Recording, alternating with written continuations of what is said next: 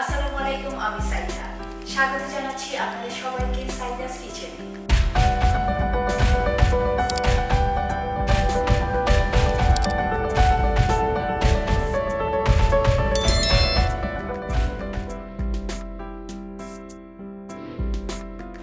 এই ছানাটা তৈরি করার জন্য মাত্র 2টা উপকরণ লাগবে।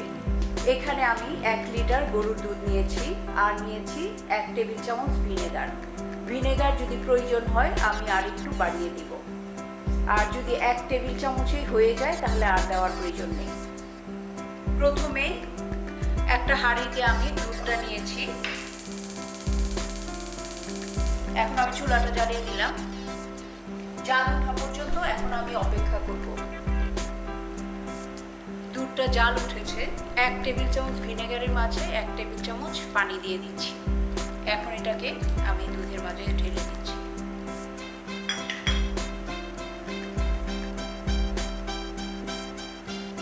দুধটা কিন্তু জমে এসেছে।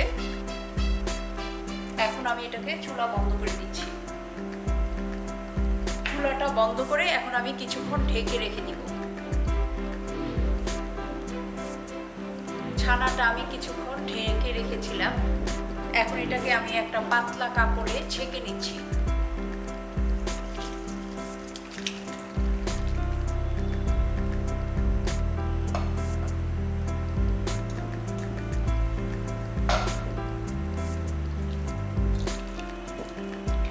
কাপড়টাকে এখন আমি এইভাবে বেঁধে নিব।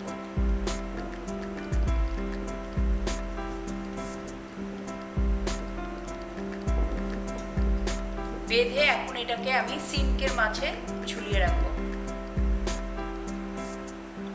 কাপড়টাকে বেঁধে আমি এইভাবে সিঙ্কের মাঝে ঝুলিয়ে দিয়েছি যেন পানিটা আপনি আপনি পড়ে যায়।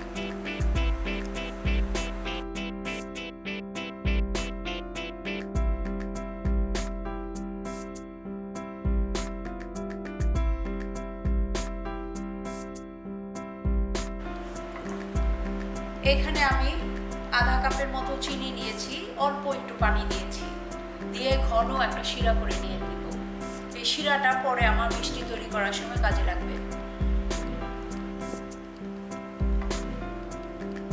শিরাটা ঘন হয়ে এসেছে। এখন আমি এটা চুলা বন্ধ করে নামিয়ে ফেলবো।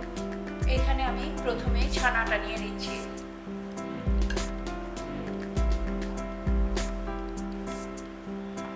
তারপর চিনিটা দিয়ে দিচ্ছি।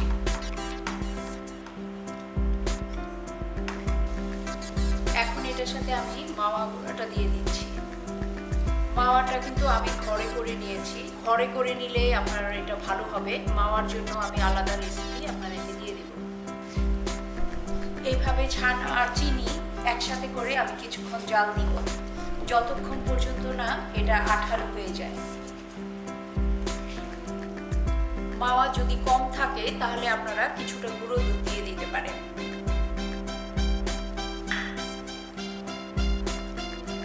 এই ছানার মিক্সচারটা কিন্তু এখন ঘন হয়ে এসেছে। এখন আমি চুলাটা বন্ধ করে দিব। এখন এটাকে আমি নামিয়ে ফেলবো।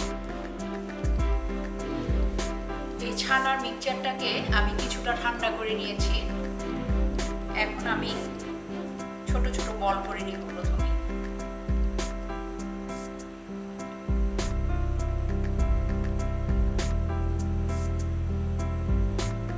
সবগুলো যেন সমান হয়, এই জন্য সাইজটা প্রতিটা একই মাপের নিতে হবে।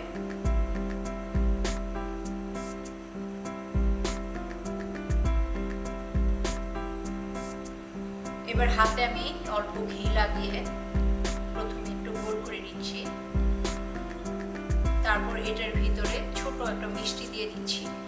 এই ছোট মিষ্টি না পেলে আপনারা যে কোনো মিষ্টি অথবা চমচম কেটে নিয়ে দিলে হবে। এটাকে ঢেকে এখন আবার বড় করে ফেলব।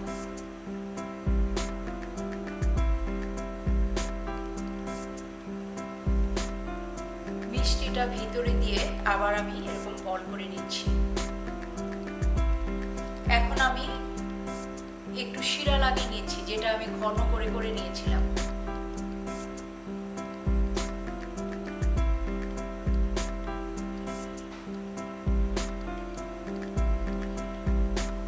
এখন শিরাটা লাগানোর পরে এই চিনি দানার মধ্যে এটা গড়িয়ে নিব।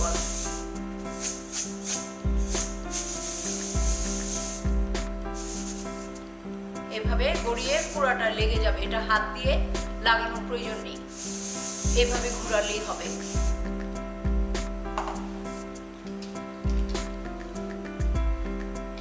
মিষ্টিটাকে একটা লাইনারের মধ্যে রেখে দিচ্ছি যেন হাত লেগে চিনি দানাগুলো পড়ে না যায়।